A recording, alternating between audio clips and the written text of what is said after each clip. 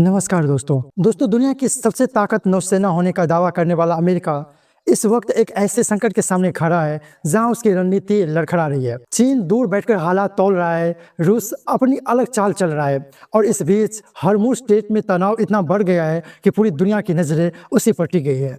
सबसे चिंता की बात, इसी समुद्री रास्ते पर भारत के 36 कमर्शियल जहाज फंसे हुए हैं। ये कोई साधारण स्थिति नहीं है। साल 2026 का ये संकट भारत के लिए एक बड़ी परीक्षा बन चुका है। इन जहाज़ों में हजारों भारतीय नागरिक मौजूद है और इनकी सुरक्षा अब केवल व्यापार का नहीं बल्कि राष्ट्रीय सम्मान का सवाल बन गई है।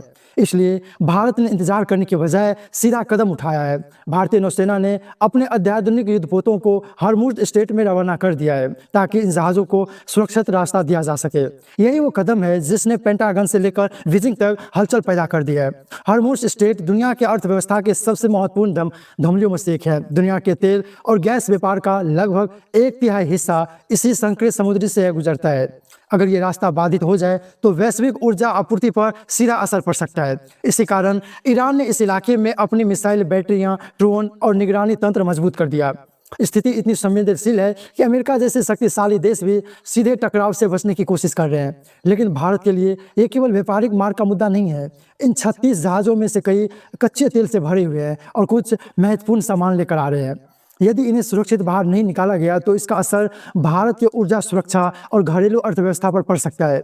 इसी कारण भारतीय नौसेना ने समुद्र में सुरक्षा घेरा तैयार किया है और निगरानी के लिए P-8I विमान भी सक्रिय कर दी है, जो आसमान से हर गतिविधि पर नजर रख ली है। ये पहली बार नहीं है जब भारत ने ऐसे संकट में अपने जहाज़ों की सुरक्षा की जिम्मेदारी उठाई। साल 2019 में भी खाड़ी क्षेत्र में तनाव बढ़ने पर भारतीय नौसेना ने ऑपरेशन संकल्प शुरू कर दिया था। उस समय INS चेन्नई और INS सुकन्या जैसे युद्धपोतों को तैनात करके भारतीय जहाज़ों को सुरक्षा प्रदान की गई थी। लेकिन 2026 का ये मिशन उससे कई ज़्यादा जटिल और खतरनाक माना जा रहा है। हरमुज स्ट्रेट का भूगोल बेहद चुनौतीपूर्ण है। ये रास्ता बहुत संकरा है और दोनों ओर ईरान की मजबूत निगरानी रहती है। ऐसे में किसी भी जहाज़ को सुरक्षित निकालना आसान नहीं है। भारतीय युद्धपोत आधुनिक इलेक्ट्रॉनिक वॉरफेयर सिस्टम और अत्याधुनिक हथियारों से लैस है।